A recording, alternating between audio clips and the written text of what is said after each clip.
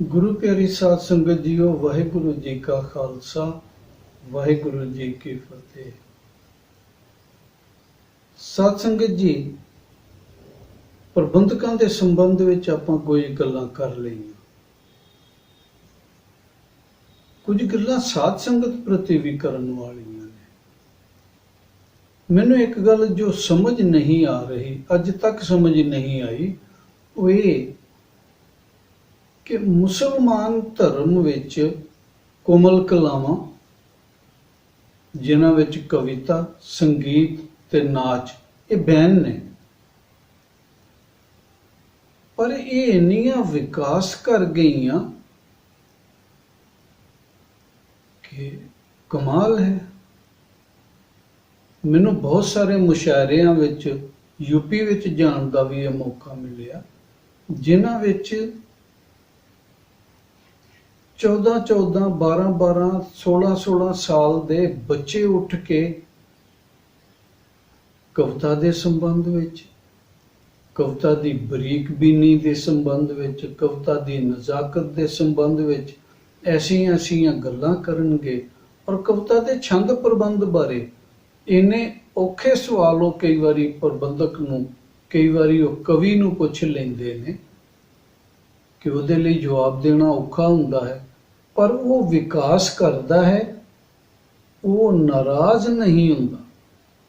ਸ਼ਾਇਦ ਇਹੀ ਕਾਰਨ ਹੈ ਕਿ ਕਵਿਤਾ ਬਹੁਤ ਵਿਕਾਸ ਕਰ ਗਈ ਮੁਸਲਮਾਨ ਕਵੀ ਦਰਬਾਰਾਂ ਵਿੱਚ। ਉਹਦੇ ਮੁਕਾਬਲੇ ਉੱਤੇ ਸਿੱਖ ਧਰਮ ਦੇ ਪਹਿਲੇ ਗੁਰੂ ਨੇ ਬੁਨਿਆਦ ਹੀ ਕਵਿਤਾ ਔਰ ਉਸ ਨੂੰ ਗਾਉਣ ਦੇ ਤਰੀਕੇ ਨਾਲ ਕੀਤੀ, ਸਿੱਖ ਧਰਮ ਦੀ। ਔਰ 10ਵੇਂ ਗੁਰੂ ਨੇ ਤੇ ਪਰੰਪਰਾ ਹੀ ਕਵੀ ਦਰਬਾਰ ਦੀ ਚਲਾਈ, ਪਰ ਸੰਗੀਤ ਔਰ ਕਵਿਤਾ ਅੱਜ ਕਿੱਥੇ ਹੈ ਸਿੱਖਾਂ ਵਿੱਚ? ਸੰਗੀਤ ਦੇ ਨਾਂ ਤੇ, ਕੀਰਤਨ ਦੇ ਨਾਂ ਉੱਤੇ ਫਿਲਮੀ ਤਰਜ਼ਾਂ ਔਰ ਕਵਿਤਾ ਦੇ ਨਾਂ ਉੱਤੇ ਕੱਟੜਤਾ, ਇਹ ਦੋ ਚੀਜ਼ਾਂ ਮੈਨੂੰ ਨਜ਼ਰ ਆਉਂਦੀਆਂ ਨੇ। ਮੈਂ ਇੱਕ ਗੱਲ ਜੇ ਕਹਾਂ ਕਿ ਗੁਰੂ ਘਰ ਦੀ ਕਵਿਤਾ ਸਰਵਣ ਕਰਨ ਵਾਲੇ ਕਵਿਤਾ ਬਾਰੇ ਜਾਣਦੇ ਹੀ ਨਹੀਂ, ਜਾਂ ਕਵਿਤਾ ਬਾਰੇ ਉਹ ਸੁਣਨਾ ਹੀ ਨਹੀਂ ਚਾਹੁੰਦੇ। ਮੇਰੇ ਸਾਹਮਣੇ ਇੱਕ ਕਵੀ ਦੀਆਂ 4 ਲਾਈਨਾਂ ਨੇ ਕਿ ਬੋਤੀ ਉੱਤੇ ਚੜੇ ਜਾਂਦੇ 4 ਸਿੰਘ ਜੀ, ਉਹਨੂੰ ਲੱਗਾ ਭਾਰ ਤੇ ਉਹ ਪਈ ਅੜਿੰਗ ਜੀ, ਛੱਪੜ ਕੰਡੇ ਮੁੰਡਿਆਂ ਨੇ ਡੱਡੂ ਮਾਰਿਆ, ਧੰਨ ਬਾਬਾ ਨਾਨਕ ਜੀ ਨੇ ਜੱਗ ਤਾਰਿਆ।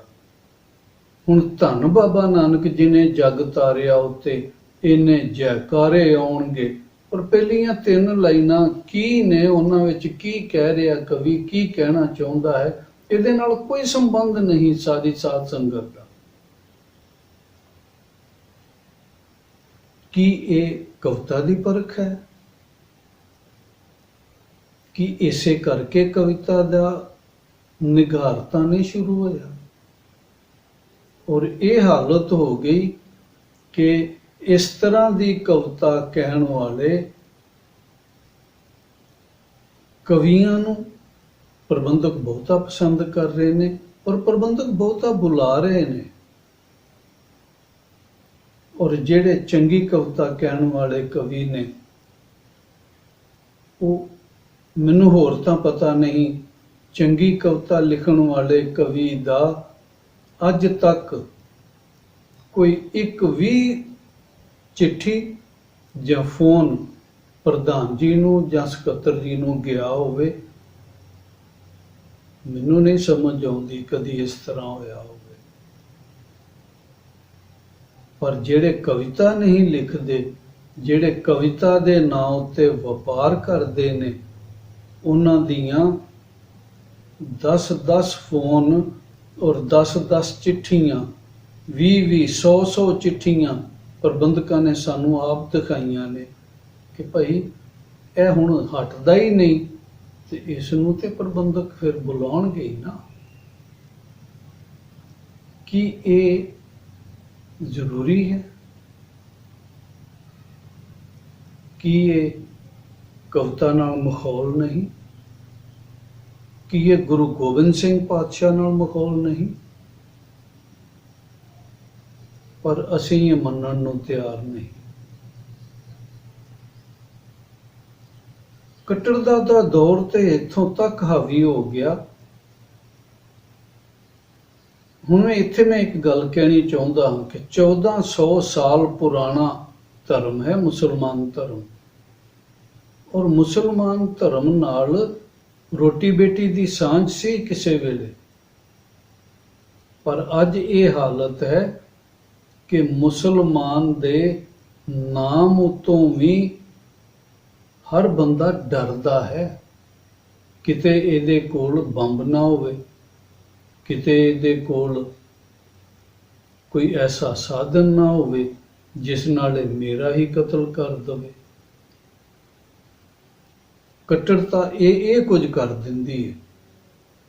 ਤੇ 500 ਸਾਲ ਪੁਰਾਣੇ ਧਰਮ ਵਿੱਚ ਜੇ ਇੰਨੀ ਕੱਟੜਤਾ ਆ ਜਾਵੇ, ਮੈਨੂੰ ਇੱਕ ਕਵੀ ਦਰਬਾਰ ਤੋਂ ਮਗਰੋਂ ਇੱਕ ਵੀਰ ਮਿਲ ਗਏ ਜਿਨ੍ਹਾਂ ਨੇ ਇਹ ਕਿਹਾ ਕਿ ਗੁਰੂ ਤੇਗ ਬਹਾਦਰ ਸਾਹਿਬ ਨੇ ਤੇ ਤਪੱਸਿਆ ਹੀ ਨਹੀਂ ਕੀਤੀ, ਤੁਸੀਂ ਕਿਸ ਤਰ੍ਹਾਂ ਕਹਿ ਰਹੇ ਹੋ ਕਿ ਉਹਨਾਂ ਨੇ ਤਪੱਸਿਆ ਕੀਤੀ? ਉਹ ਤੇ ਇਸ ਸੰਨ ਵਿੱਚ ਉੱਥੇ, ਇਸ ਸੰਨ ਵਿੱਚ ਉੱਥੇ, ਇਸ ਸੰਨ ਵਿੱਚ ਉੱਥੇ। ਉਹ ਭਾਈ 2 ਕਿਤਾਬਾਂ ਪੜ੍ਹ ਕੇ ਤੁਸੀਂ ਇਹ ਕੁਝ ਕਹਿਣ ਲੱਗ ਪਵੋ ਕਿ ਸਾਡਾ ਗੁਰੂ ਹੀ ਤਪਸਵੀ ਨਹੀਂ ਸੀ, ਤੇ ਸਿੱਖ ਧਰਮ ਦੇ ਅਨੁਆਈਆਂ ਕੋਲੋਂ ਕਿੱਥੋਂ ਆਸ ਕਰਾਂਗੇ ਕਿ ਉਹ ਚੰਗੇ ਜੀਵਨ ਦੇ ਧਾਰਨੀ ਹੋਣ, ਉਹ ਨਾਮ ਸਿਮਰਨ ਵਾਲੇ ਹੋਣ, ਉਹ ਸ਼ਹਾਦਤ ਦੇ ਸਕਦੇ ਹੋਣ।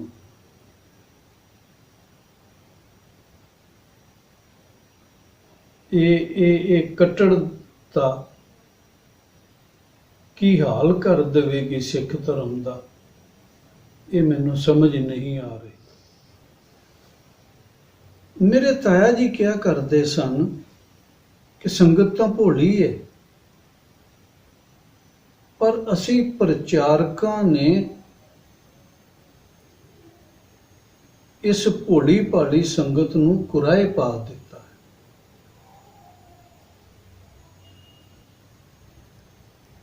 ਇਹ ਪ੍ਰਚਾਰਕ ਨਰਕ ਵਿੱਚ ਜਾਣਗੇ, ਸਾਧ ਸੰਗਤ ਤਾਂ ਫਿਰ ਵੀ ਆਪਣੇ ਭੋਲੇਪਨ ਨਾਲ ਪਾਰ ਹੋ ਜਾਏਗੀ।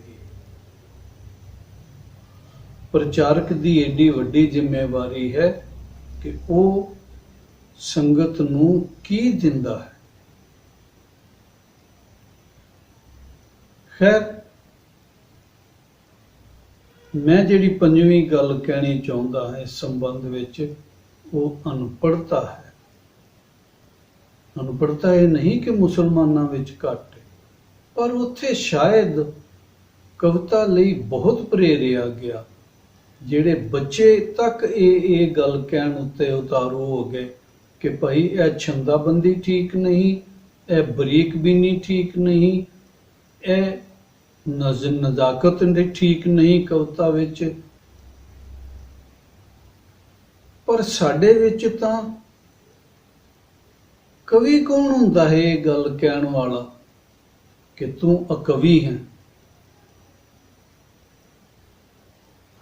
ਪ੍ਰਧਾਨ ਜੀ ਦੀਆਂ ਗਾਲਾਂ ਤੱਕ ਸੁਣਨ ਨੂੰ ਤਿਆਰ ਨੇ ਉਹ ਕਵੀ ਜਿਹੜੇ ਕਵਿਤਾ ਨਹੀਂ ਲਿਖਦੇ। ਪਰ ਕਵੀ ਦੇ ਸਿਰਫ ਇੰਨਾ ਕਹਿਣ ਤੇ ਕਿ ਇਹ ਕਵਿਤਾ ਨਹੀਂ ਜੋ ਤੁਸੀਂ ਕਰ ਰਹੇ ਹੋ, ਉਸ ਦਾ ਵਿਰੋਧ ਸ਼ੁਰੂ ਹੋ ਜਾਂਦਾ ਹੈ। ਜਦੋਂ ਤੱਕ ਇਹ ਹਾਲਤ ਰਹੇਗੀ, ਉਦੋਂ ਤੱਕ ਕਵਿਤਾ ਵਿਕਾਸ ਨਹੀਂ ਕਰ ਸਕਦੀ। ਇਹੀ ਕਾਰਨ ਹੈ ਕਿ ਕਵੀ ਦਰਬਾਰ ਬੰਦ ਹੋ ਰਹੇ ਨੇ। ਅਨਪੜ੍ਹਤਾ ਬਹੁਤ ਵੱਡਾ ਕਾਰਨ ਹੈ। ਕਵੀ ਆਮ ਤੌਰ ਉੱਤੇ ਅਨਪੜ੍ਹ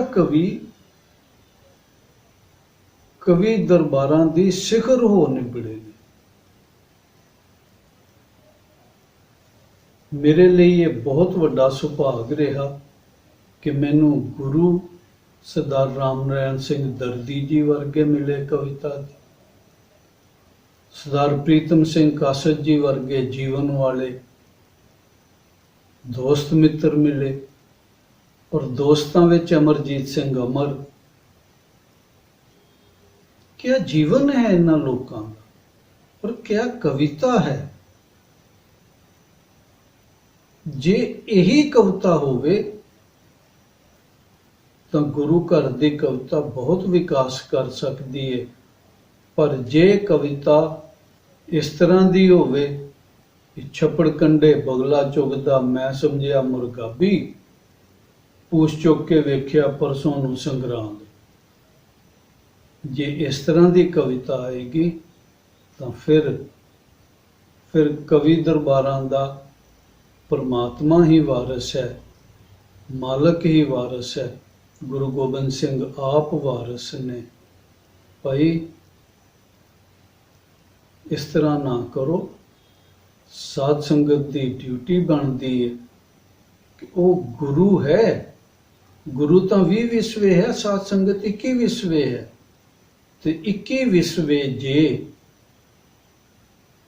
ਕਵਿਤਾ ਨੂੰ ਪਸੰਦ ਨਹੀਂ ਕਰੇਗੀ, ਤੇ ਜੇ 21 ਵਿਸਵੇ ਨੂੰ ਸੁਣਾਉਣ ਵਾਲੇ ਕਵਿਤਾ ਨਾਲ ਇਨਸਾਫ ਨਹੀਂ ਕਰਨਗੇ, ਤਾਂ ਫਿਰ ਕਵੀ ਦਰਬਾਰਾਂ ਦਾ ਇਹੀ ਹਸ਼ਰ ਹੋਏਗਾ ਜੋ ਅੱਜ ਹੋ ਰਿਹਾ।